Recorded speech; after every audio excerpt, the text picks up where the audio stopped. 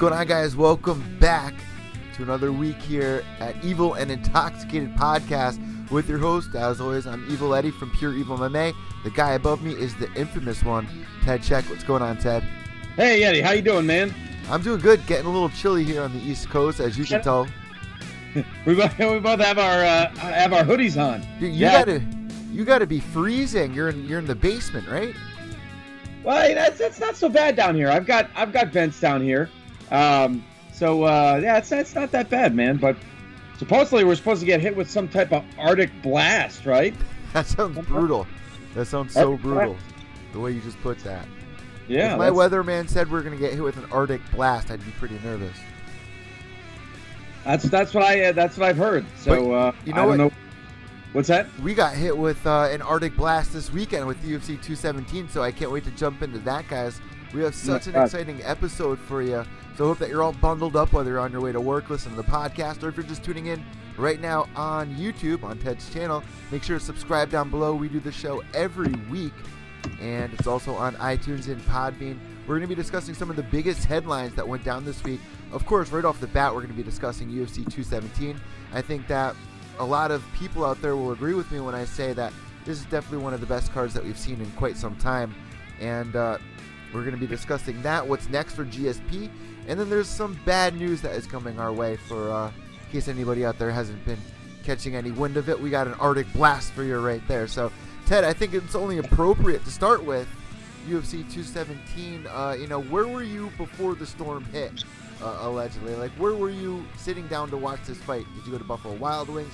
Where were you before it all went down?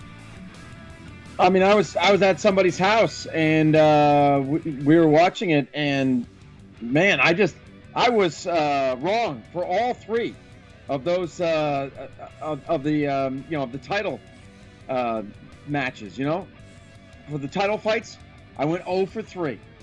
So that's why I say never bet on me. Never bet on what I say, because I'm wrong most of the time. I have fun with it, and it's MMA, so I don't mind being wrong. I never bet on myself, so it's not a big deal, and I just have fun watching it unfold. But yeah, I was wrong. Of the top four, the only one I got right was Wonder Boy, which I was happy about. You know? Yeah. Well, you know what? I think that's a perfect fight to start with here, Ted. Going into this fight, a lot of people were worried about Wonder Boy because he hasn't been really putting on the most exciting fights. You can say they've been chess matches, whether it was with Roy McDonald or Tyron Woodley for the 2 rematches. So this one, what did it really come down to? Another decision. It's against Jorge Masvidal. Was it an exciting fight? Did it get fans interested? I think so. I thought it was kind of a return to the Wonder Boy of old. He knocked him down at least twice, I believe, in the fight, and he was far more aggressive than we've seen him. So I think definitely, and I think Wonder Boy thought so, because now he's talking about another title shot. I think he needs to pump the brakes there. You know what I'm saying? I don't think he's ready for that just yet. But and then there was talk of Darren Till. You probably heard that, right? Yes, I was just about to bring that up, which is kind of a shame because, first off, let's shut that down because Wonder Boy said that he's not interested in that fight, that he didn't sign anything. And then what happened to our boy Mike Perry? I mean, I was more excited about, Till versus Perry than I would be against Till versus Wonder Boy. Yeah, here's what I read about that. Okay, so there was that possibility, right? Because they flew Mike Perry over there to Poland to be in the front row to see Darren Till versus Cowboy Cerrone. But meanwhile, he had already said, yes, I'll fight Santiago Ponzinibbio. Why? Because at the time, Till, I don't believe, was ranked. No. But since he beat Cowboy, Darren Till is now ranked higher even than Ponzinibbio. Wow. Darren Till is at 8. Ponzinibbio is lower, like maybe 10 or so. And Mike Perry isn't even on the charts. He's lower than 15. Ooh, because last week he broke top 15, and then now he's off of it, so he's got to be pissed. he got pushed off. Thanks to the other wins in the division, he got pushed out. So you know what? I'm not so sure. You know, in hindsight, he's probably kicking himself. But I mean, heck, if he keeps winning, he'll get his shot too. You know, it would have been cool to see him versus Till, but you know, if he keeps winning, he keeps climbing the ladder. We're going to see him in bigger matchups for sure. And you know what I thought was really funny, Ted, before that fight went down, you know, we were just talking about how many people out there are not as excited anymore to see Wonder Boy fight. That's why it really came down to, you know, he had to put on a good performance. He only had 3 rounds to do it against a very tough opponent who always goes the decision. So, you know, it's just a shame how quick fight fans will write a fighter off. I mean, rewind 2 years ago, this is the guy that dismantled Johnny Hendricks. Before that, he had that spinning wheel kick, and everybody was so excited. You throw a couple tough matches in there, and people could care less. It's just crazy sport we're in. Yeah, there seriously is a whole big bandwagon thing. You know, it's not like I don't know. It's not like team sports. You know, like where if you're a Celtics fan, you're a Celtics fan. Yeah, diehard, exact. Yeah. But through thick and thin, right? Or even, God forbid, the Lakers or whoever. Like, you got your team, you got your team. But in MMA, it's like whoever's the flavor of the month, whoever's doing well, that's the guy. And then if he loses one time, forget it. You write him off. You know, so yeah, that's kind of unfortunate. The fans are very fickle, and they ride bandwagons. So, you know, here's what I suggest, and I don't know if you'll agree with me, but I think Wonder Boy should wait for the winner of RDA versus Lawler. I would like to see the winner of that. For a long time now, I've been waiting to see Wonder Boy versus Lawler. I would love to see Wonder Boy versus RDA too. So the winner of that sounds good to me. The winner? Okay, because I had heard that the winner was going to get Woodley. Yeah, the winner was allegedly supposed to get a title shot. So are you saying the loser? Yeah, the loser of RDA versus Lawler should get Wonder Boy. You make a good point there on that. No. But you know, you can't rely on what Dana White says. I mean, Dana White also promised Woodley GSP. He also, you know what I'm saying here. So who knows? But I would be interested in that. And now he's saying, you know, well, let's see, what was it? Somebody asked him about, I forget. I mean, we got a couple other things going on. We got Conor McGregor, and people are wondering if he's going to fight GSP. And I think with that, he said never say never, because. And I don't mean to be jumping ahead. We can get to that in a little while. But, yeah, the point I'm trying to make is whatever Dana White says, I think the opposite. Yeah. I just really think the opposite because, you know, he sits on a throne of lies. You can't trust the guy. I don't know. You just can't. But, yeah, so I overall, I was impressed with Wonder Boy, but I don't think that you know, after a draw and then a loss to Woodley, that he's even with one win, a unanimous decision win, I don't think he's ready for another title shot. I think he needs at least another win, maybe 2 more convincing wins. Two more, yeah, maybe. You know, the whole Darren Till thing, I don't know where exactly it came from. It sounds like an exciting matchup, but really there's nothing there for Wonder Boy, even if he did take that. So let us know what you guys think on Twitter, because me and Ted always get back to everybody that tunes in here. Make sure you're following me at EVil_Echo. That's EVIL_ECCO. And of course, follow Ted Czech at Ted Czech. That's TEDCZECH. Now, there's a lot of great fights that were on this card, Ted, on the undercard. I want to pay you know, tribute to them, like Mickey Gall not getting the win, suffering his first loss. But really, Johnny Hendricks is what I want to talk about quick before we talk about the 3 title fights here, man. What does this guy do? He does not look good at this weight. People are praising him just for small victories over making weight. And in this fight, it really just didn't even seem like a fair one. Johnny Hendricks was just really swinging for the fences, and we were really just hoping that he would connect. I mean, it was just really hard to watch. What's next for Johnny Hendricks? He spent 4 weeks, you know, training down with Jackson Winks, I believe. You know, we usually don't say a fighter should retire, but in Johnny Hendricks' position, what would you like to see him do? Drop down a weight class, take some time off. Might not be a smart idea, but I don't know. What do you think here, Ted? This is a tough one. Right, it is, and as far as I understand it, that was the last fight on his current contract. I'm thinking Bellator's a calling. Yeah. I'm thinking Johnny Hendricks is going to. I think he's going to Bellator. And speaking of that, Mike LaValle saying Hendricks is finished, guys. He's finished. That's Mike LaValle. Michael Anzalone says, I agree. Let's see. I don't know if anybody else is talking about that.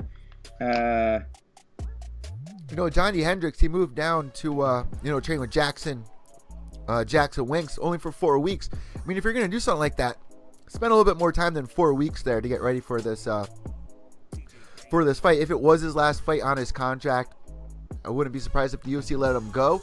But you know what's so crazy, Ted? 4 years ago, this guy was fighting Johnny Hendricks for the title. A lot of people thought that he won it, and now here we are. Fast forward, GSP is the champion, and Johnny Hendricks is on his way out here. So it's just crazy, man. That's a good one. I temporarily forgot about that. That's right. I mean, 3.5 years ago, I did a video saying Hendricks won the fight. Hendricks won the fight. That's what I said. GSP walked away with the decision win and then said, see you later. But, I was saying Hendricks won the fight. And it's amazing how things have changed in that time. GSP with a long layoff and coming back. One of the greatest comebacks in sports history, I would have to say. I mean, I hate to speak in superlatives like that, of oh my God, the greatest ever, the greatest this, the greatest that. But I have to in this case. I mean, who does that? Who takes 3.5 years off? Again, kind of getting ahead of myself because you wanted to cover some of the other fights. But anyway, go ahead. Yeah, so, I guess let's just jump right into that because that's the most popular thing. And then we'll touch on, TJ and Rosa, of course. GSP, man, returning after 4 years. And like you were just saying, Ted, one of the best comebacks, which is why I've been saying for so long, I don't even know if I believe in ring rust. This is something that you hear all the time. Oh, he's going to have ring rust. He's going to look slow. He's going to look off time. With the exception, he is moving up a weight class. He was looking a little slow, Ted, in the third round. I was literally tweeting out, like, it looks like GSP is slowing down here a little bit, guys. And then, bam, he gets Bisping and, finishes him off. Bisping bloodied up GSP. GSP's face was pouring blood. Yeah. I really didn't think Bisping did a bad job at all. I think he did a phenomenal job. It wasn't a walk in the park for GSP, but, man, he fought for that win. And, Bisping going out on a shield, not even tapping, just take me out. You're not taking the belt unless you take me out. So, right. Hats off to Michael Bisping on that one, man. And he says he wants one more fight. But, Ted, 4 years away, coming back, do you believe in ring rust? Like, what? Well, I guess at this point, I think it depends on the individual. I mean, I don't know if we can say across the board that it doesn't exist. I don't know if we can say that it does exist for everybody. GSP was more than likely he was training the entire time that he was out. You know what I mean? So he was training and sparring and et cetera, more than likely the entire time that he was out. So he was behaving like a fighter. He just didn't have a fight on the horizon. See? So in that way, he probably kept the ring rust away. But it was still a phenomenal win, and you were right. I think Bisping had the right idea in that, hey, look, GSP is going to try to take me down. My first move is to sprawl out. Step two is, plan B is, if he gets me down, I pop back up quick. Plan C, if he gets me down and I can't immediately get up, full guard and cut him up with the elbows. He was doing a lot of damage off of his back. You saw him do it. Yeah, it's rare. It's rare to see somebody do that. The last fight that I could remember like that really was, I mean, you'd have to go back, at least for me. I mean, I remember seeing a fight, I can't remember who it was, in Japan where a guy actually knocked somebody out from his back. But other than that, Bas Rutten versus Kevin Randleman. Of course, Kevin Randleman, a decorated wrestler. Rest in peace, Kevin Randleman, the late Kevin Randleman. Right, Bas Rutten taking Randleman down, but I mean Randleman taking Bas Rutten down. Bas Rutten working off his back, had Randleman bloodied because Randleman had blonde hair. He dyed his hair blonde, yep. But he had red splotches in his head because Rutten was just cutting him up. And so there you go with Bisping and GSP. Did the same thing. Broke GSP's nose, cut him on the bridge, and then he had another cut over here on the head. So, yeah, he did a great job. But he just couldn't seal the deal, you know? You know, and now, Ted, now that all is said and done, GSP, it was in his contract that he cannot vacate the title. So the question is up in the air. What's next for GSP? I mean, there's been a lot of rumors. I've been seeing the UFC throw out a lot of polls asking fans what they want to see. Do you want to see him fight somebody like Robert Whittaker, who right now is temporarily out because of an injury? But, you know, he has to defend the title apparently, but don't know if it's a smart decision. Do you think he should stay here at middleweight? Or, I mean, he doesn't really have a choice, right? Or does he? See, that's the thing. That's what people keep telling me. Chad, come on, how can you talk? Because I did a video about GSP versus Conor. And people were like, that's crap. You don't even talk about it. His contract, his contract, his contract.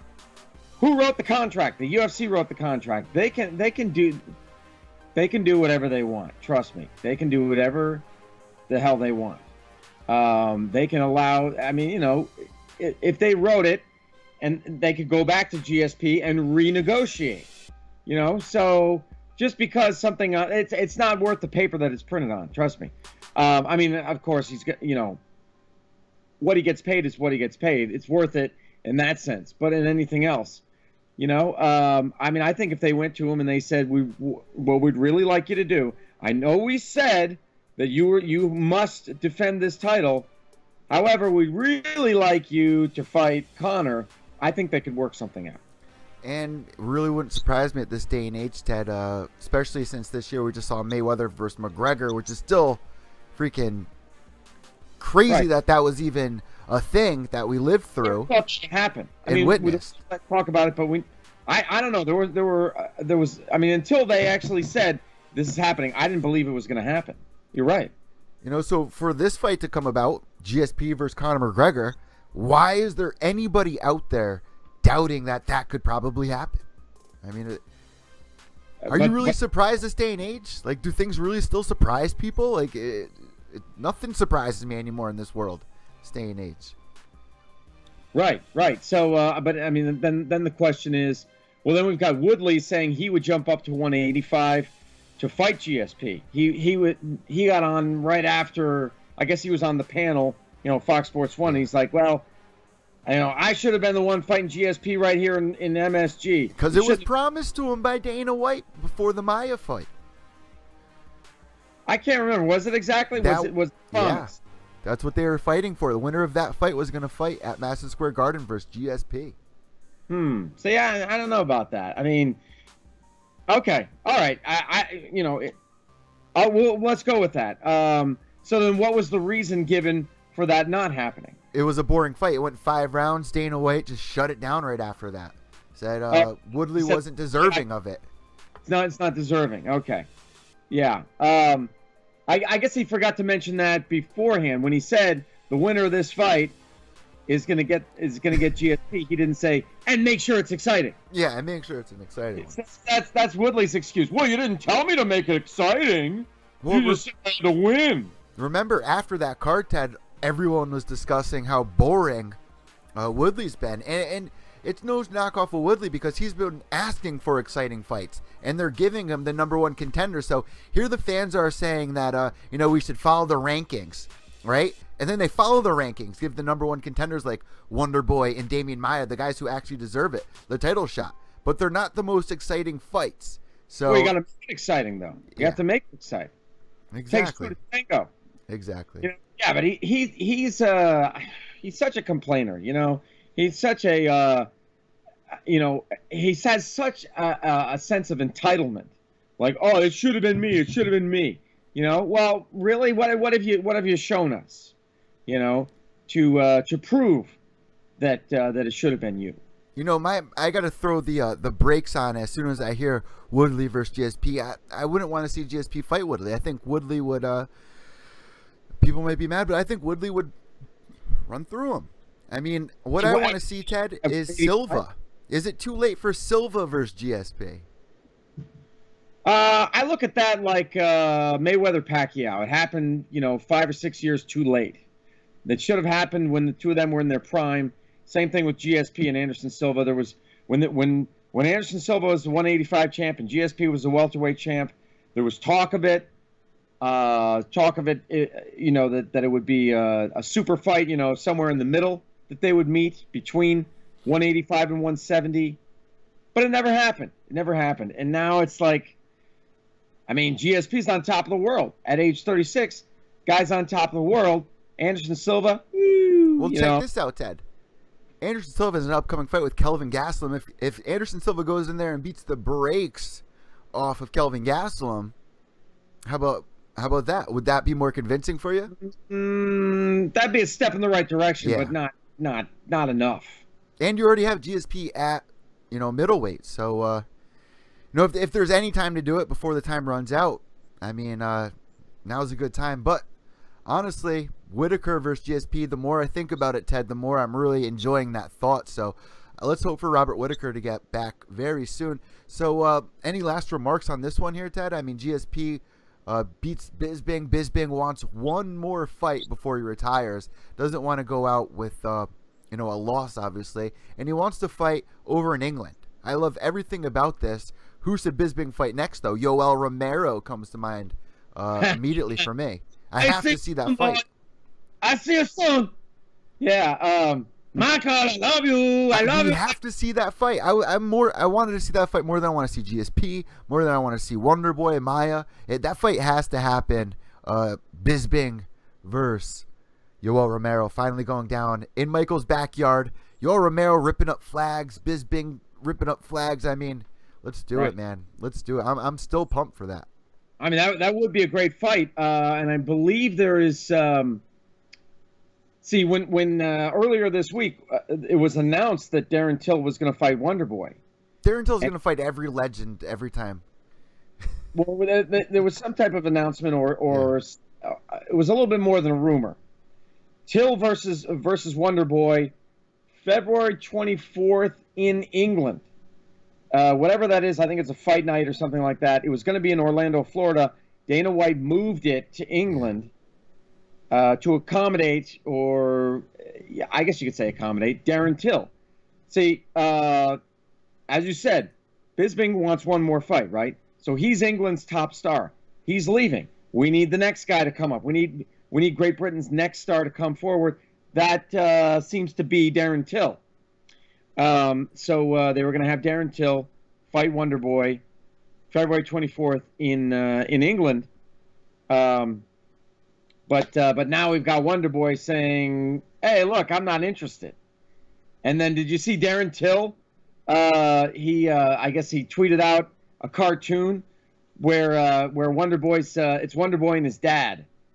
And his dad's like, "Oh, I don't think we should do this." And he's like, "Oh, please, Dad, can I please fight Darren Till?" Oh, that's bad. That's bad. Yeah, that'll get him going. Yep. So anyway, yeah. So maybe that would work out. You have Bisping on that card, and that would be his last fight, and maybe you could get Darren Till in the co-main. Is it not funny that you got Wonder Boy and also Chris Weidman, whose fathers are like right there next to him? They're both really good friends. I think Wonder Boy's even married to like Weidman's sister or something crazy like that. Yeah, there is. It's something like that. You're right. Because remember, we used to have somebody on our show who would talk about that. Who? I can't remember their name. They kept changing. Oh, yeah. In the chat room. It was Brooklyn and somebody else, and they changed their name. Well, they said they had a connection with those guys, with Weidman and Wonder Boy. Yeah, it's just funny how the fathers are just like moving over their shoulder. So definitely got him for Darren Till. We've seen that in sports. Yeah, Weidman's dad. He's still my boy. He's still my boy. All right, Ted. So last thoughts on what was that? The chat room? Oh, yeah. Let's, if you don't mind, Eddie, I wanted to definitely talk about that a little bit. Let's see here. Fight God says Wonder Bread don't want to get eaten up by the British bird. I I mean, there's nothing in it for him. There's nothing in it for Wonder Boy to fight Till. I mean, and there's nothing really in it for Till because, Brandon Shaw brought up a great point, Ted. Darren Till should really renew his contract before fighting all these, big names that are at the top of the weight division. Well, I mean, but Darren Till is at a respectable number 8 in the division. Yeah. And if Wonder Boy would take him out, he's lower. Darren Till is lower than Wonder Boy, but everybody's talking about him, and the guy's on the rise. So if Wonder Boy puts the brakes on that train, then that's a feather in his cap. That's a significant fight, I think. Omar Gutierrez is saying, wait a minute, let's build up Darren Till. Don't feed him to the wolves just yet. And same thing with Tanner. Tanner says they shouldn't rush Till too much. You know what's a shame, Ted? That fight against Cowboy was on a card that not many people tuned in to watch because of it was on UFC Fight Pass. Mm-hmm. Right. But still, I think, people caught the replay or people caught the highlights or whatever. And here you got Darth Bane saying, I think Till upsets Wonder Boy. Just like he upset Cowboy. Then Lexus Ambassador says, let Aussie fight another Aussie. Whitaker versus Megan. little intergender match there. Megan Anderson? Yeah. Whitaker versus Megan? Yeah, it's not Megan, it's Megan. Is that what it is? Yeah. So anyway, yeah, so Lexus is just saying that. Yeah, I got to agree. I mean, you can make two arguments for saying, let's not push him. Look at Cody No Love. They were saying it was too soon for Cody No Love. And this is kind of the perfect segue. They were saying it's too soon for Cody No Love when he got matched up against Dominic Cruz. And look what happened there. They were saying it was too soon for Jimmy Rivera when he matched up against Uriah Faber. Look what happened there. Yeah, I mean, so that whole too soon thing can I mean, you can be the spoiler there. As the underdog, you can win, and then people are like, oh yeah, that was a great matchup all along. Oh yeah, I knew he was going to win. Yeah, okay, but the one thing. Yeah, go ahead. The one thing I loved about Conor McGregor when I would tune in, especially on the rise of Conor McGregor, like you tune in to watch him fight these guys like Dennis Seaver, who's got this crazy back kick.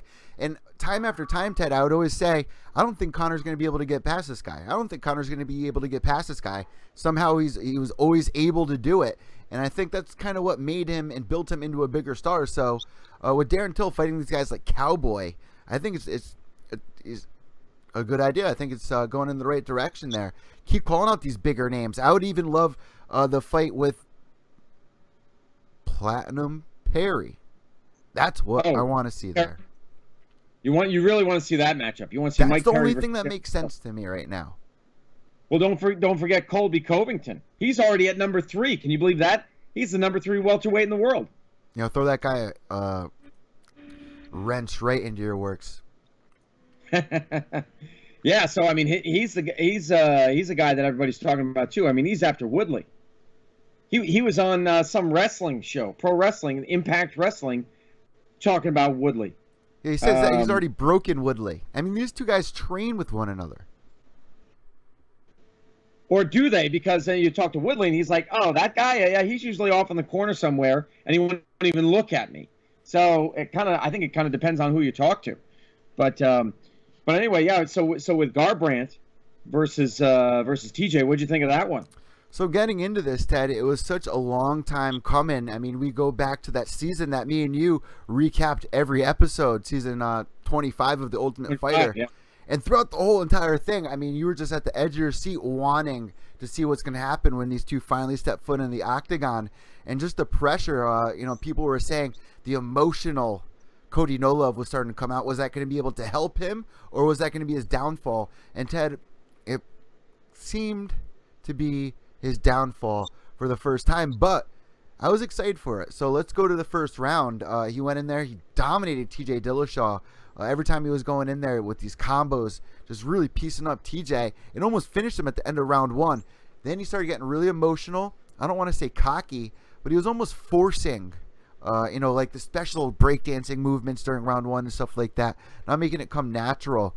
And I don't think he was being smart in his head going into round 2, right before they stepped into the, to touch gloves.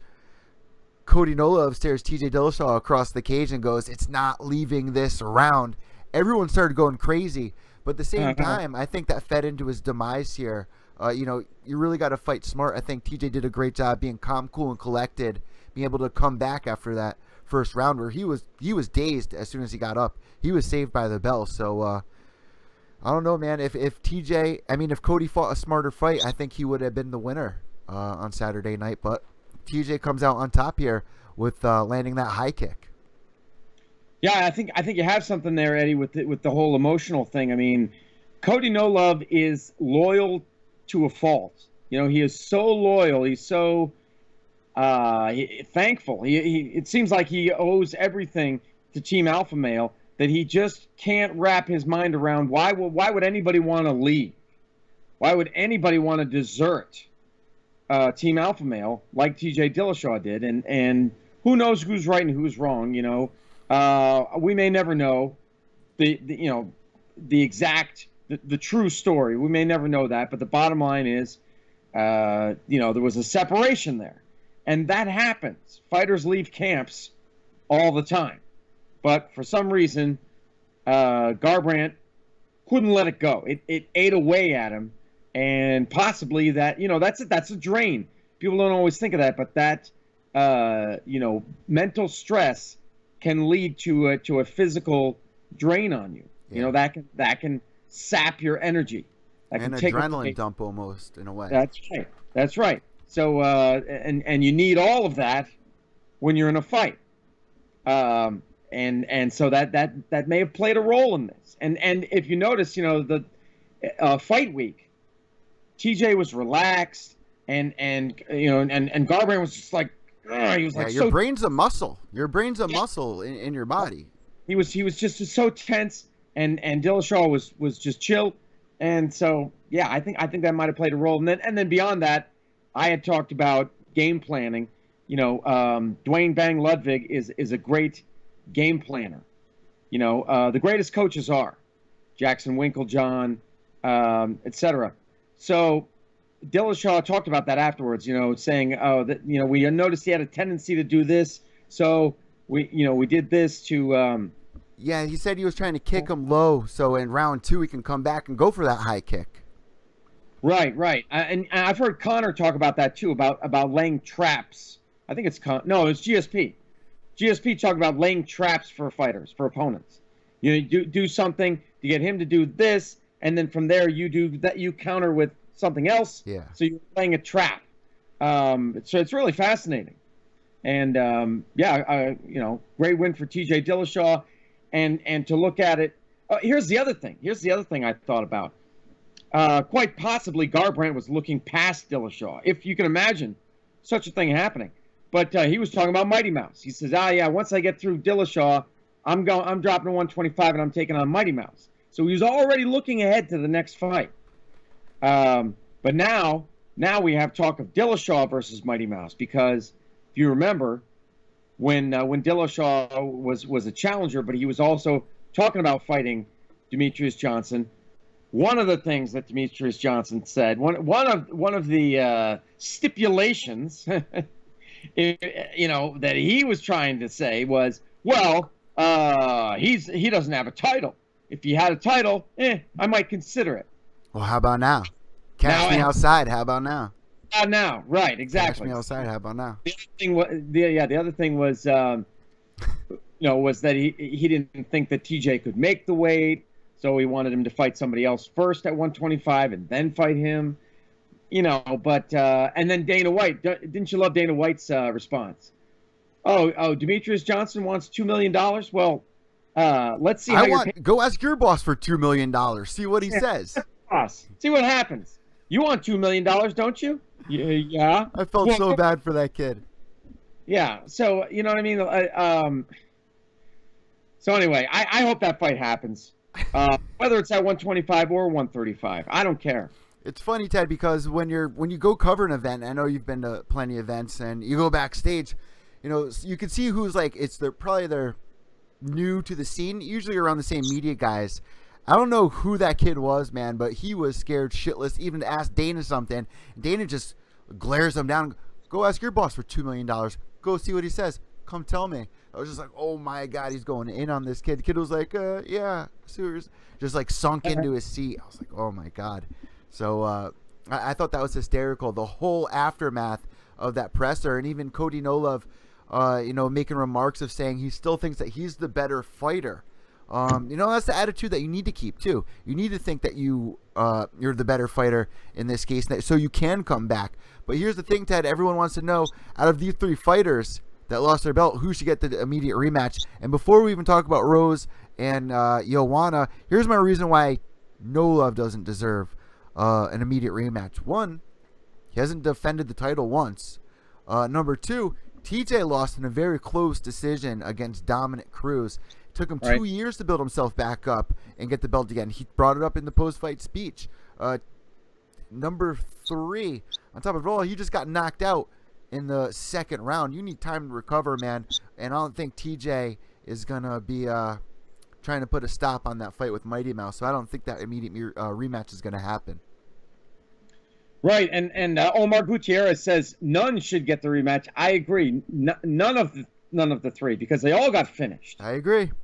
So I don't think, that anybody who gets finished, I don't think anyone who gets finished should get an immediate rematch. That doesn't make any sense. If it goes to decision, or especially if it's a controversial decision or split decision or whatever, yeah, maybe. But if you get finished, if you get submitted, or if you get knocked out or TKO'd, no way. You gotta work your way back up, man. You gotta start from the bottom and work your way back up. So I do have to speak up for the people out there that are going to throw shade at us for saying this. It's only right. You really can deny a girl that's defended the title that many times, almost breaking Ronda Rousey's record? Yes, because she was finished and she needs time to recover. It's not like it was a close decision, just like you said. And there's other challenges out there. I mean, when Joanna was champion, okay, so the top 3 or 4 women she had already beaten. She had already beaten Andrade. She had already beaten Gedalia and who else? Carolina. So she had beaten the top 3. Rose lost to Carolina. Yep. Beat Karate Hottie. Beat Paige Van Zant. Right. So that could be a rematch there. Rose versus Carolina. She's never fought Andrade or Vidalia. So there are matchups for Rose that need to happen. Rose versus Andrade. Book that next. Yeah, you want that one next? Yeah, especially after what she just did to Claudia. Especially after what she just did to her. Let's go to chat room real quick, because we were talking about DJ versus TJ. Darren Batten says DJ is afraid of TJ. DJ is afraid of TJ. DJ is afraid of him. Well, I mean, at least for getting the record, he was afraid of him, I would say. You know what I mean? I was going to say the same thing, Ted. He was concerned that would screw up his, beating Anderson Silva's record. But D. Doggity Snoggins' son says, I asked my dad for just $2 and he gave me a black eye and put me in a go-go plata. $2. Forget about $2 million. Yo, is his dad Big Ben Rothwell? Yeah. Then it would be the go-go choke. Yeah. Yeah. I love that thing. But Ann says, no, I don't think DJ is afraid of TJ at all. DJ is the best fighter pound for pound, and he's proved it more than once. And then this is what makes the fight interesting, is this whole aspect. What's that?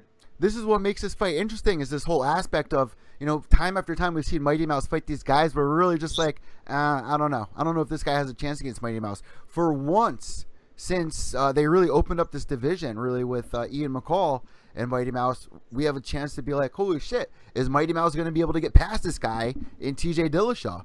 This is why they need to book this fight.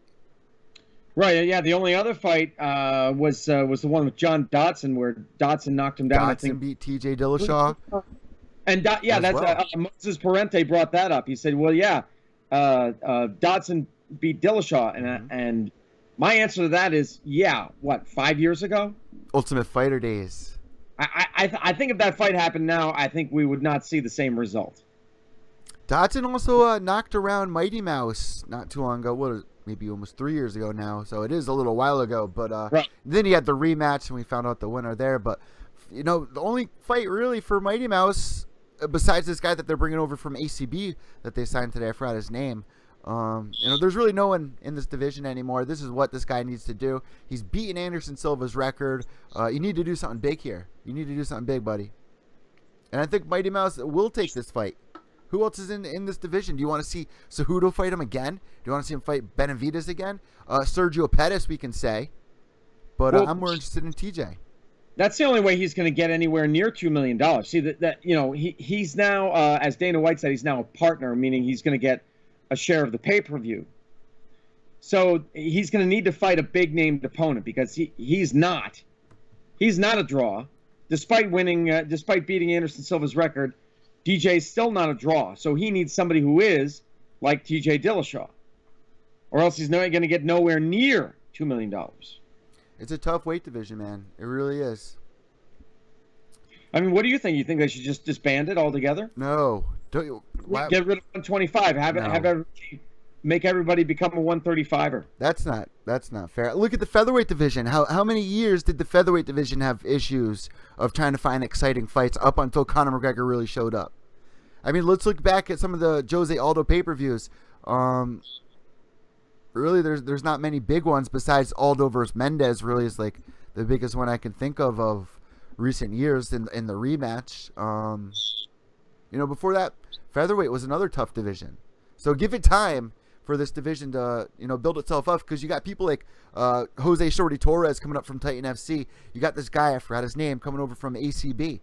There's guys in this division that are coming up. So we'll see what happens. I don't want to get rid of an entire division. Oh, Omar's saying Cyborg versus Demetrius Johnson for the 125 belt. Cyborg. Hell, she'd have to cut off a leg. She walks around like $175. Yeah. You know? That would be a weird one. All right, Ted, so I just really want to quickly run past this Joanna versus Rose Namajunas and new champion, Ted. And I was one of the only media members out there, me and Kobe, were the only ones to really come out and say, I think Rose has a chance here. I think it's finally her time. And you can back me up here, Ted.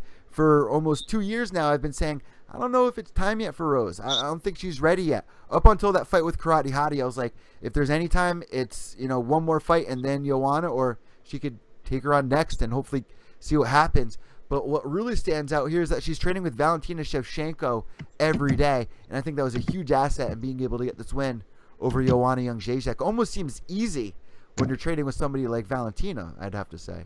I didn't know that. I shouldn't say easy, but you know what I'm trying to say here.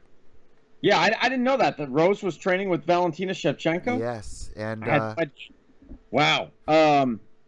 Yeah, there were so many factors that came into play.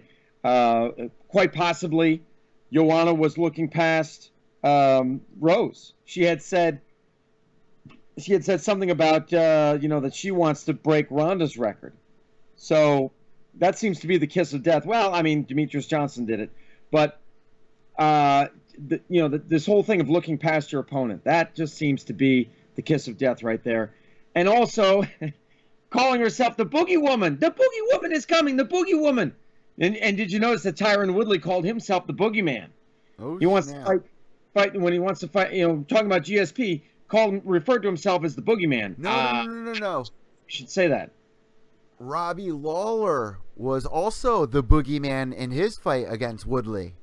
Remember the No, I don't remember that promo for it. There was the Boogeyman, lightning flashing, and you could see the outline of Lawler's face. I'll have to bring it back up, but he was like the Boogeyman. Look that one up. That was like one of the best UFC promos I've seen in years. Oh, okay. All right, man. I don't remember that. I'm gonna have to look that one up. So yeah, so it's the kiss of death. Don't call yourself the Boogie anything. I mean, if somebody calls you that, that's fine. But a fighter naming themselves that is just not a good idea. But back to Joanna, I remember at one point during the fight, you probably remember this too. She hit Rose with like a 5 or 6 punch combo, and Rose was just like, kind of threw her hands up, like, yeah, that's the best you got. The power isn't there for Joanna. Rose got one punch knockout, or at least knocked down power. She got power in her hands, but that's kind of always been the crack against Joanna, is that she doesn't have the power. She just outlasts her opponents. She takes them into deep waters. But what if your opponent doesn't want to go into deep waters? What if your opponent is looking to finish you like Rose did? Well, let's look back at the Jessica Andrade fight. Andrade was trying to dismantle her, even almost finished Joanna, rocked her a couple times in that fight. But Andrade unfortunately gassed out. So Rose did a good job coming out quick, taking on those long shots. Man, I don't know how she was able to get that clean shot, that last one, because she rocked her at first before she dropped her with that one last one. Right. It was just so clean, and the way she just dropped, her body just collapsed with that one punch. It was just so accurate. Yeah, I mean, I don't know. I think there was a little lack of head movement. Maybe Edmund, if Edmund had been there, head movement. If Edmund had been there, maybe we would have seen a different ending to this fight. But it just seemed like a little, like a lack of head movement on Joanna's part. So for her, it's back to the drawing board, and like with the other ones here, work your way back up, get some fights, start winning again. And I think she can do it. I certainly think she can do it. Some people were calling it a fluke. Some people were saying she just got caught. I don't know about that, but and then the other thing that you got to think about is this whole karma business. She really went hard on Rose. I actually did not like it when she kissed her hand and then she smushed her fist into Rose's face. I didn't. It's all part of Joanna's game plan, though. You know what I mean? It's the whole no touchy thing. Yeah. No touching. I understand. Look at Cormier and Jones. Yeah. The brawl. They start touching each other. GSP, you got to admire his restraint.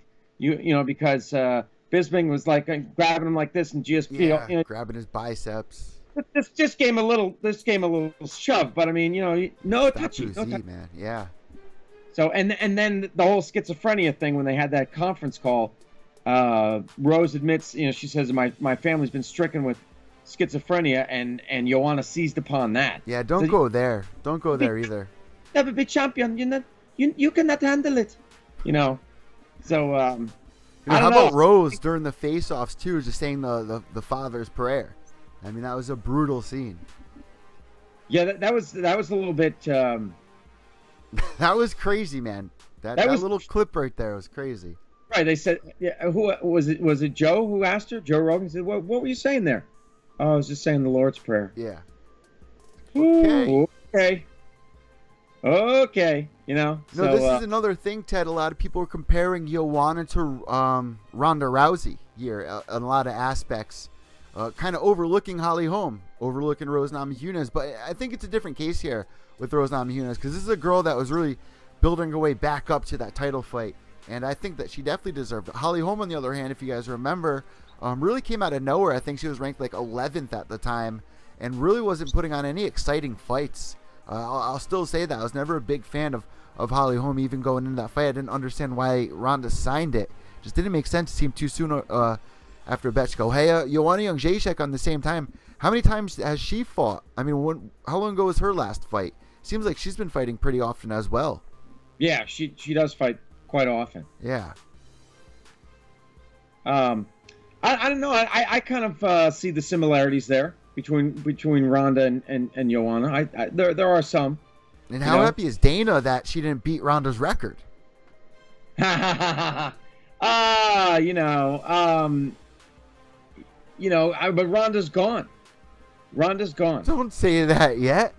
No. She's training with the WWE now, my man. No, don't say that yet. I'm not ready to hear that news yet. Girl is gone. Not ready for that news yet. That's something I got to ease myself into. I need to see the actual headline on my MMA news or something until I really believe it. So until that day, I don't want to hear it, Ted. I really don't. All right, man. I'm just telling you what I know. Ronda is not gone. She's with the WWE. No, but really on a serious note here, Ted, Rose Namajunas versus Jessica Andrade. That's what I'd like to see next. We have so much MMA news to talk about here in the next 20 minutes, so let's jump into that really quick, Ted. There's been a lot of bad news that we've been stricken with. Speaking about, the oncoming brutal storm that we've been stricken with. Dominic Cruz and Frankie Edgar reportedly out of both their fights. Frankie Edgar was supposed to fight Max Holloway at UFC 218 in just a couple of weeks here, and now is out. And also Dominic Cruz supposed to fight Jimmy Rivera at UFC 219 in December. That fight is off due to a broken arm. What is going on here, Ted? Do you think that towards the end of the year we are more prone to injuries? I feel like once we get to the end of the year, I think we see a lot more injuries here in MMA. I don't know. It's just a thought. What, you agree with me? Do you sense that? I don't know if it's the time period or I'll tell you this. Prior to UFC 217, myself and a lot of my subscribers, we said our prayers to the MMA gods that 217 would remain intact. I'm glad you brought that up. We made the sacrifices. We said our prayers. UFC 217 remained intact. We had one of the best cards, certainly of the year. It's right? True. It's true. What we forgot to include 218 and 219, and now we're paying the price. Edgar's out of 218, Cruz is out of 219, and we're up Schitt's Creek. We got spoiled. We lucked out with that UFC 217 card, Ted. We really did. I'm glad that you brought that up. Not really anyone. I think there was one fighter that got taken off the card like the day before, but leading up to those big fights, you got 3 title fights. It's almost impossible that one of the big fights isn't going to be pulled off, and somehow it happens. Truly amazing. So I don't know if it's the time of year, but it's just these freak things happen. I mean, especially when you're training so hard. Just freak things. Breaking an arm. Dominic Cruz breaking an arm. Frankie Edgar, I don't even know. Do you know what it is? Because it initially was an undisclosed injury. So I don't know what it is that happened to him, but clearly it's severe enough that he can't fight. Which is so unfortunate. Which now brings up Cub Swanson. Cub Swanson versus Max Holloway. What do you think about that? Well, let me ask you this, because I haven't checked the headlines since this morning. Is that what, did they sign that? No, but Cub Swanson tweeted out last night when I last checked that, hey, I'm right here. I'm your guy. Jose Aldo, I believe, has an upcoming fight on UFC 219 against, who the hell is he fighting? Oh my God, is it the tip of my tongue? Jose Aldo, he's fought him, Ricardo Lamas, right? Oh, but hey, like we said before, this is the UFC. Hey. Oh, I want to thank Craig Lee. He just gave us a donation. Hey, thank you, Craig Lee. He's asking me, did I lie about being a subscriber to the MMA holes? Why? I don't know why. I don't know why he's asking me. I'm subscribed. I've been checking out I don't know. all of Chris's stuff. Craig is a good subscriber. He's loyal, but he's asking me if I lied about being a subscriber to the MMA holes. No, why would I do that?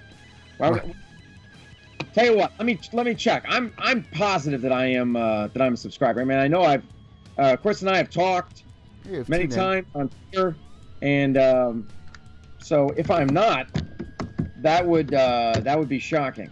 And shout out to Chris from the MMA holes really quick, just because he went out to UFC 217. It did something I really want to do, and I've done before in my city here, but never before in New York. He was walking around outside of Madison Square Garden, talking with fans, talking with people, doing the YouTube live thing. He even went over to across the street with Luke Thomas and just talked with a bunch of people. I thought that was pretty cool, and something I would definitely want to do sometime soon. And no one better to do it really than Chris for UFC 217. He did a great job eating seaweed chips, talking with some people. Just weird things occurred. So Shout out to Chris. He says it was a shit show. I found it pretty entertaining. So. So apparently this emanates from Chris. Craig says Chris said you're not. Chris said I was not subscribed. How do you even check? He needs to check his subscriber list then, because he's wrong. But he probably just said that just so that we could talk about his show on this show, just so we could try to get more subscribers. It's all just a fiendish plot by Mystic Moss.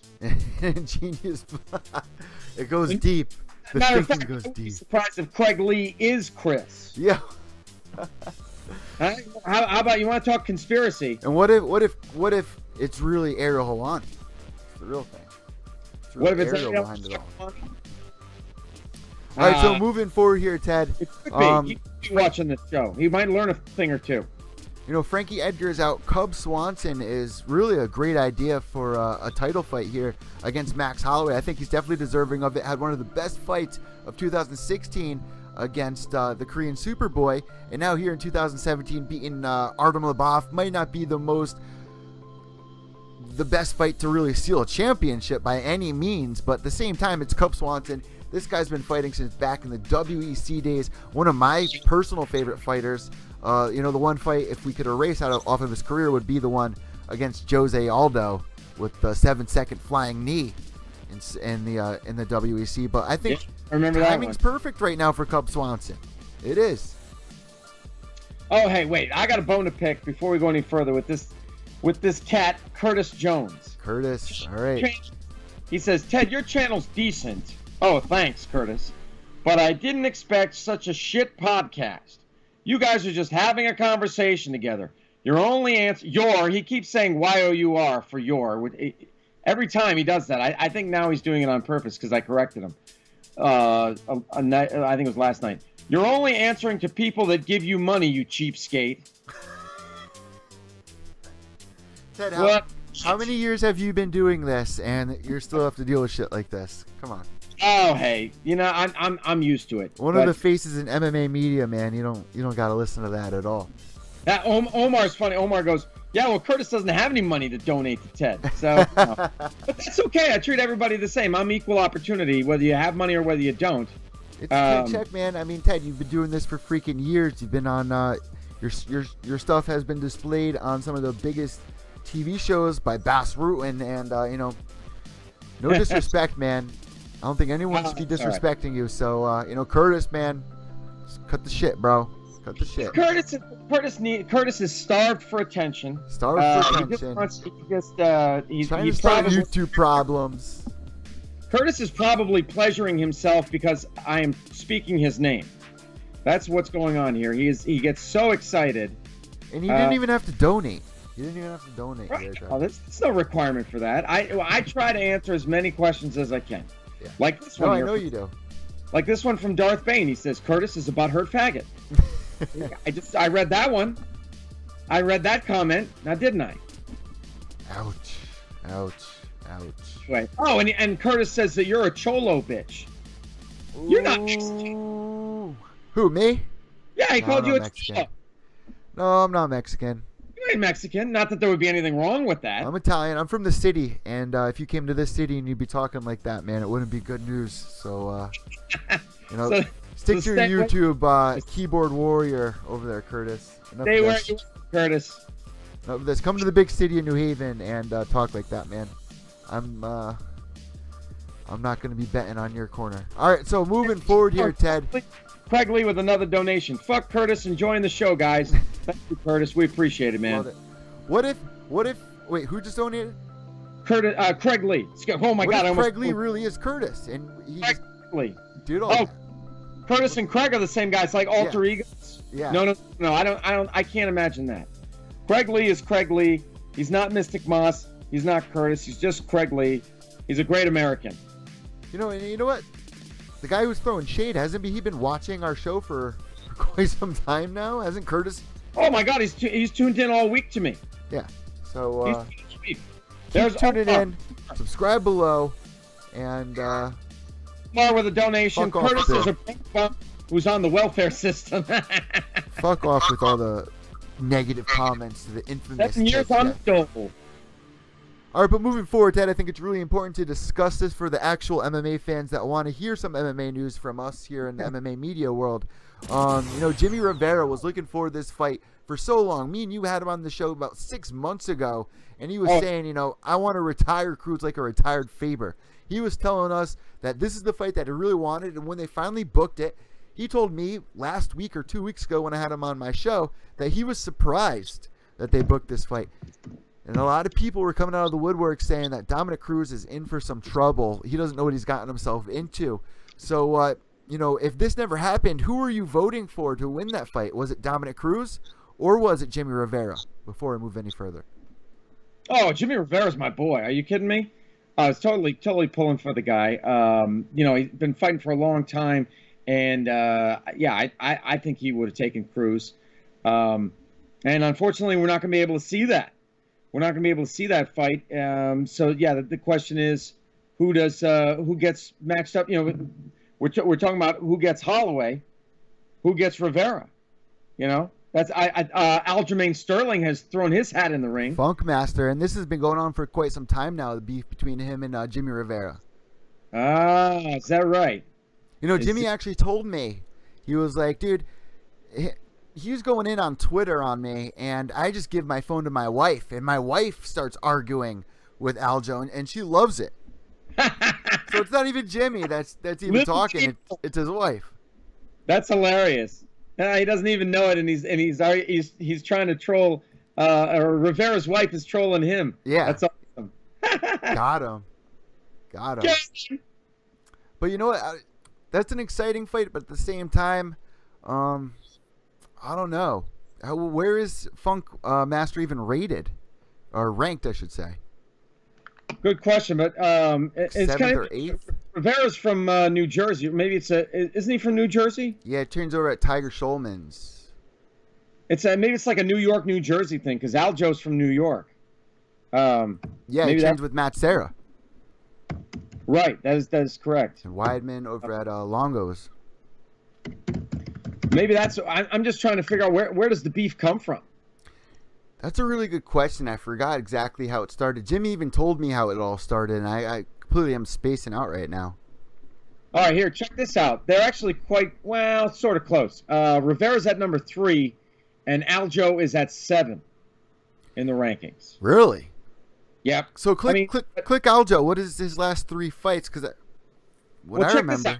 Okay. Brian Caraway, who never fights, is above Sterling at number 6. Hold up. So Jimmy Rivera, Caraway, they're all in the same season, Ultimate Fighter. Jimmy's the one that keeps saying it too. Caraway just keeps running. Those two were supposed to fight before, and Caraway wanted no part of it. Something happened. And that's funny that you bring Caraway up. He hasn't, I don't think, fought all year. Caraway did beat Aljamain Sterling in 2016. The end of 2016, right? 2016. Yeah. Yeah. But you were asking about Sterling. His last fight was against Hanan Barrow in July. That was a unanimous decision win. That's right. I forgot about that. Man, I mean, with the win over the former champion, I think that's a good reason to fight Jimmy Rivera. Jimmy Rivera just had one of the best fights of the year against Thomas Almeida. I think a lot of people forgot about that fight. That was definitely one of the best fights of the year. I don't know if you remember that one, Ted. Rivera versus Thomas Almeida. Not specifically. I'd have to. Now I'm, I'm embarrassed. But no, it was like in June or something like that. It was definitely.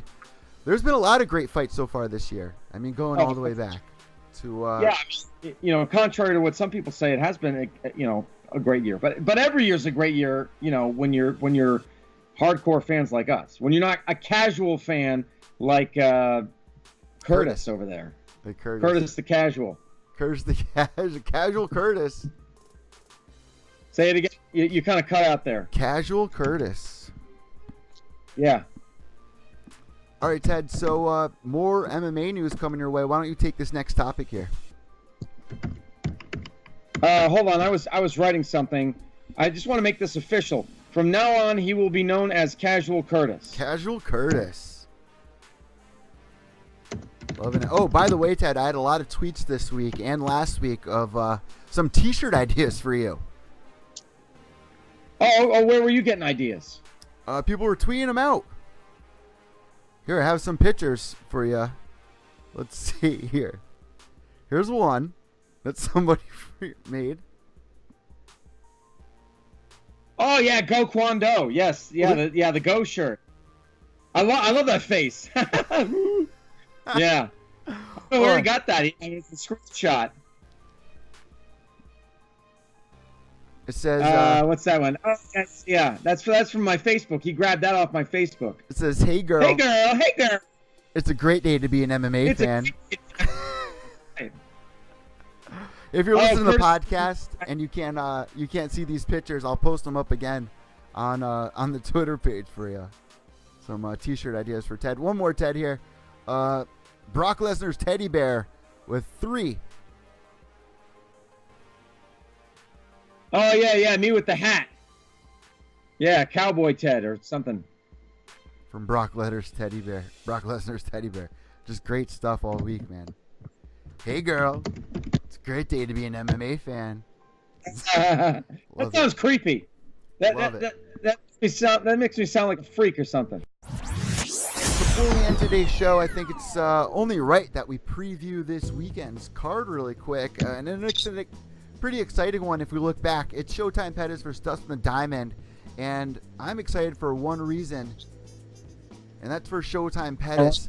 Because he was showing his true colors in his last fight against Jim Miller. Kind of showed us a resurgence of the old Showtime Pettis, where he was really confident in himself and wasn't really second guessing, not pulling the trigger. He was all over the place, put together a great game plan, and really brought it to Jim Miller and put on an amazing fight.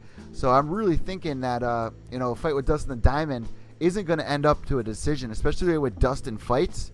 But on the other hand, Dustin the Diamond, and I said this earlier on Twitter, he's been fighting a little smarter lately.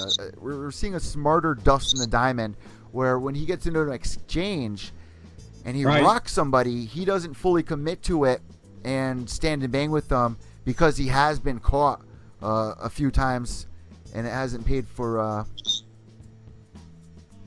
well for him. So he's been a little bit smarter lately. So people are wondering if it's going to be a decision fight or not. What is your take on this? So more of remember, like Alistair Overeem, he became Econo-Reem, because he started fighting smarter. So we've got Econo Diamond. The Econo Diamond. Econo Diamond. It's not the most expensive diamond around. He's a very good, solid diamond, but he's reliable. He's a reliable diamond. Anyway, I'm excited for the fight. You're absolutely right about Pettis. I mean, you look at his record here, the skid, the three fight skid. Lost to RDA, lost to Eddie Alvarez, lost to Edson Barbosa, and now he's gone win-loss. So he's has a win over Charles Oliveira, but a loss to Holloway, and then a win over Jim Miller. Still, the guy is only 30 years old. Yeah. Let's keep that in mind. He's only 30. He's had a decent amount of fights, but I think he can capture the Pettis of old, the Pettis that we're used to, because I thought that too. The guy was whatever you want to call it, gun shy or hesitant, or trigger shy, afraid to pull the trigger. But hopefully not with this one. Hopefully we have ourselves a banger here. We have ourselves a knockdown, drag out, rock and roll party in the streets. Is it going to go to decision, though, you think? I don't know. I see this fight being a finish. Yeah, who do you think is going to finish, though? That's a tough one. That's a really tough one there. But flip. Let me circle back around to that one there, Ted. Let's preview this card here, though, because there are a lot of great gems here on this card, and it's going down this weekend, November 11th. So we're just a couple days out. Right now it's the 9th, about to be the 10th. It's about 11:30 8:30 p.m. here. But also on this card, guys, we have Matt Brown, which we don't know if this is really his retirement fight, because as of late he's been saying, I don't know if I'm going to retire or not. So, he went into this saying this was his final fight, and it was against Diego Sanchez, which made perfect sense. Both guys on the back nine of their career. And, Matt Brown, I guess, is taking back his word, and he has a tough fight ahead of him. So Diego Sanchez is no walk in the park, man, especially with this weight class at 170 pounds with Diego Sanchez, man. Jeez, Diego. Didn't Diego? So Diego Sanchez is the only guy that's still. He's the only active fighter from the first fighter season, and in that season, where did he? He was a 185er, wasn't he? Wasn't he a middleweight? I believe so. I'm pretty sure he was a middleweight. Yeah, he must. Yeah. He's fought as low as 145. Yep. So and everything in between. And he's just the Energizer Bunny of the UFC, man. The guy just keeps going and going. We never saw him get knocked out until recently. Right. There was the last one there, a loss to Al Iaquinta by knockout. And he got knocked out by Joe Lozon as well. Those were his last two losses. In between there, he has a win over Marcin Held, who came over from Bellator, who's a son of a bitch with the grappling thing. But he's also had a skid there. So Diego Sanchez, man, I don't know where he really stands here, but always an exciting fight when Diego steps in there. Oh yeah, never a boring fight. But if you want to go by this crazy thing that sometimes I look at, win-loss, go all the way back to his fight with Miles Jury, UFC 171, a loss. Then a win over Ross Pearson, a loss to Ricardo Lamas, a win over Jim Miller, the loss to Lozon, a win over Marcin Held, the loss to Al Iaquinta. So if you go by that, it's a win. It's a win against Matt Brown. If you're going with the pattern thing, it has to be, right? If you're going to go with that crazy win-loss thing. I superstition or whatever you want to call it. But, well, the other thing about Diego Sanchez is a lot of people are concerned for him. Yeah. Yep. So when he gives his post-fight speeches, the last couple, it sounds like he's got marbles in his mouth. It sounds like he's punch drunk. And then you got other people saying, that's always the way he sounds. Well, did you hear what he was saying? Did you hear what he was saying after his last fight on Ariel's show? He was saying that nobody knew this, but when he was getting ready for the fight, I forgot who his last fight was against. Iaquinta. He was saying that he was getting dizzy and throwing up all over the place, and he didn't tell anybody until after the fight. So you just rang a bell saying, people are getting a little worried with him. But if there's any fighter between these two that we should be worried about, it's Matt Brown, man, because with another loss, he'd be on a 4-fight losing streak. Ooh, good point. Wow.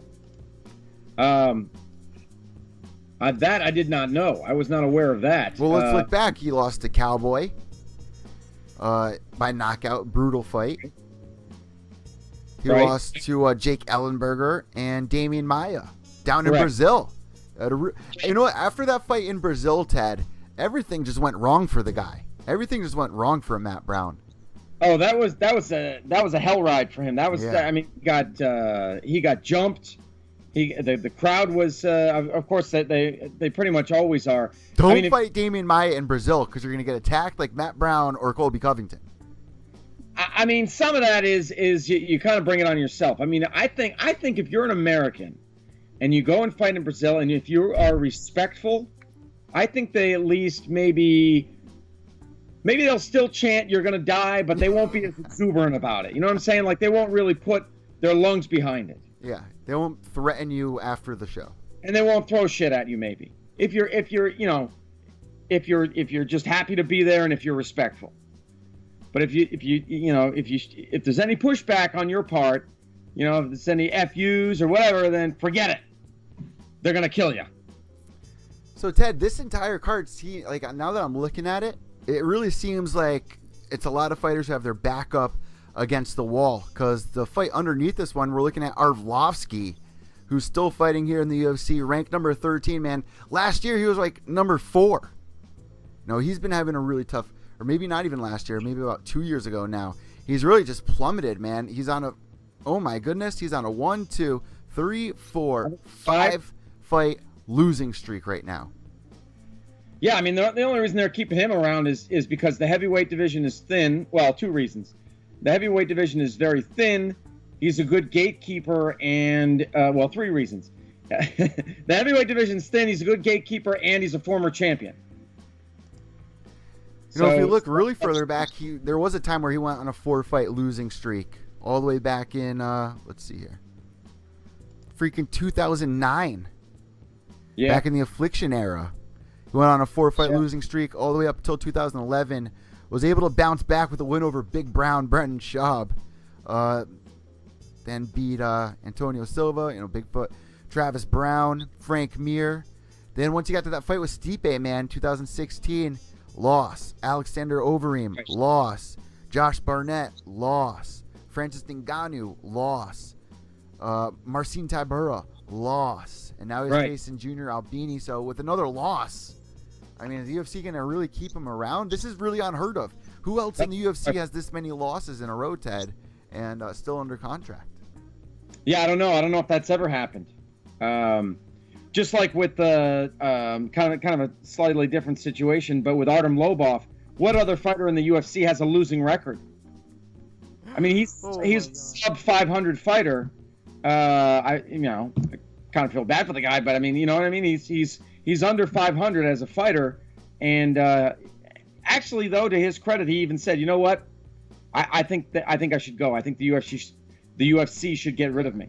He was saying he wanted to go to boxing, but also, Ted, I brought this up. There's so many people behind Artem Lobov that think he's the GOAT, and I got yelled at on Twitter. People were like, "Dude, you're crazy. No one thinks he's the GOAT." There are a good group of people out there that legit are in love with Artem Lobov, just on the Artem train, no matter what. It doesn't matter if he wins or loses. And, hats off to him because he's always putting on an exciting fight. But Arlovsky, on the other hand, man, with 6 losses, it's just rough. Yeah. I'll always be an Arlovsky fan, but this is just hard to watch at this point. Wait, did you say the Artem Lobov train? Yeah. Choo-choo, motherfuckers. I do that all the time, motherfuckers. I do that all the time, man. I love that. I do. But anyway, I think you're right, Eddie, about this card. It's a lot of guys that, are kind of in the twilights of their careers. Look at Nate Marquardt. Yeah. Nate Marquardt versus Cesar Ferreira. Austin Sau's been around for a while. Lozon versus Guida. Yeah, man. Those guys have been around forever, man. How about that fight? Flying way under the radar. Crazy. And who knew, but I didn't know this at first. John Dodson's on the card versus Marlon Moraes. Yep, the former World Series of Fighting champ. Sage Northcutt against the only person who doesn't have a Wikipedia page, Michel Quinones. Michel or Michael. And also Tatiana Staros, the winner of the Ultimate Fighter, is going to be facing Pereira. I mean, this is a great card, man. Angela Hill versus Nina Ansaroff. Angela Hill right now is currently on this season Ultimate Fighter too, by the way. Is she really? Yeah, so she is fighting Nina Ansaroff. I didn't know she was on it. I thought she was just signed with the UFC, so why would she need to be on the Ultimate Fighter? No, she's not on the Ultimate Fighter. What am I talking about? I'm mixing her up with Roxy. My bad. She used to be on the Ultimate Fighter years ago, but my bad there, man. I don't know why I even thought that. That's all right. Who is it? Oh, sorry. I was looking at Curtis. He's saying I'm on. He's saying so. It's either one of us is on cocaine. I don't know if it's me or you. Nina Ansaroff as well. That's Amanda Nunes' girlfriend. And then you got Court McGee versus Strickland. This entire card's stacked, Ted. So I'm looking forward to it. Rounding all the way back up to the main event. Dustin Diamond versus Showtime Pettis, man. I'm going with Showtime Pettis. I would love to see the second wind of Showtime Pettis. But at this weight class, it really depends, man. Should he stay at 155? Should he go back down to featherweight? What do you want to see him do here? If he needs a win. I'm gonna pick Dustin Poirier. Maybe just for the sake of argument, but I mean I do like the guy, and I mean he's I like it when he brawls, man. I like it when he brawls, and so if he can get, I think if he can, Pettis is going to want to, play the distance game, play kind of, throw the kicks in there and keep him at a distance. And Poirier is going to want to close up, and dang. And so that's what I want to see. If Poirier can get him in a fight, in a phone booth fight, then I think Poirier can get the win. That's what makes me nervous, is how dangerous Dustin is. So now are we going to see Showtime Pettis not as confident as he was in his last fight? Maybe there's a whole different story. He needs to keep his confidence going, man. He needs to keep this train going. He cannot be second-guessing himself in the octagon against Diamond. It's just a bad idea. You need to really trust your instincts on this one. Once again, I'm going to repeat myself. Dustin's been playing a smarter game plan too, Ted, so keep that in the factor here when thinking about him standing there and banging out. So this is a tough one. I'm going with Showtime. You're going with Dustin. So going with Dustin. We'll see what happens here, Ted. As we round off today's show, you know what we like to do: take one or two questions here in the chat room. Let's see. Stewie Griffin saying the Diamond for the win. Omar Gutierrez saying I got Diamond too. Stewie then picking Matt Brown in his fight over Diego Sanchez. I'm trying to think of what else, or trying to see what else we got here. Omar appreciates what you do, Eddie. He says that other dude, referring to you, is trying to keep Ted on track. What do you mean? I guess I get off the track. I guess no. I'm just hosting. Yeah. I'm just hosting it. Just trying to keep everything the rails. Curtis Jones is sowing the seeds of hatred here. He says the man's laughing at you guys. Every dollar you send. He refers his basement to a padded cell off his fucking head. I don't blame him. I blame the substances he uses. This is great. Curtis, if you ever knew, dude, I'm as clean Ted, as a whip. It's probably your son upstairs or something fucking with you. Like your neighbor for having a YouTube channel. No, but I mean, Curtis, if you only knew, I'm clean as a whistle and I'm high on life. Yeah. Brother, so you should try it sometime. You might like it. And I'm just smoking my reefer over here. My Monster. I'm all jacked up on 2 Monster energy drinks. Always drink Monster before I come on. I'm not sponsored by them or anything, but always jacked up on some Monster here. Guys, let us know what your predictions are on Twitter. We're always getting back to everybody on there. Make sure you're following me at EVil_Echo. That's EVIL_ECCO. Make sure you're following the infamous one, Ted Czech. That's at TEDCZECH. All right, Ted, let's take a question here. Oh, well, Mike LaValle says Pettis is going to kick Dustin's ass. What are you talking about, dude? We'll see. So, and Michael Angelone, Pettis for the win. Let's see. Oh, and Stewie says, not me. I'm high on weed and la coquina. Coquina. Coquina. He loved the coca. Casual Curtis. And I love Ann. Curtis. She's like, Casual Curtis, you're a fucking idiot. Moron. I feel like Curtis has been watching for years now to the show. I don't understand any of this, Curtis. I really don't. Disappointed in Casual Curtis tonight. Real disappointed. Casual Curtis. But you know what, Ted? There's 9,000 people that tune in every week to the podcast. So, you got to expect 1 or 2 people, a handful of people to a backlash or come up with some crazy conspiracy theories about you. But at the end of the day, we put ourselves out there on the internet. So what do you expect? They make the world go round. Hey, look at this. Angelo Perez with the donation. Thank you very much, Angelo. We appreciate it.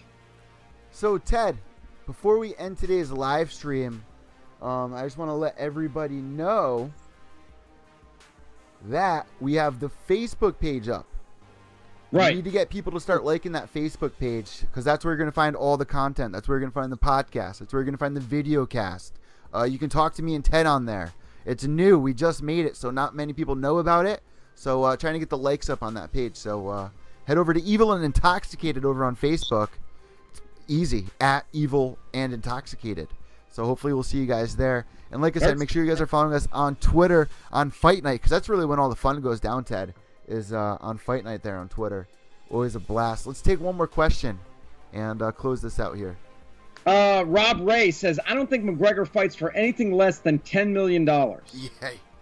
Hey. You know, he's talking about his own promotion there too, Ted. So you got to think about the money that he just made from, Mayweather. And you were just saying that he was just on vacation, saw a $300 million boat, and felt like a poor man. Can you imagine that? I mean, yeah, he made $100 million, so he made more money than he's ever made in his life, and it's 3 times that. He finds a boat that's 3 times that. A boat belonging to a Russian billionaire.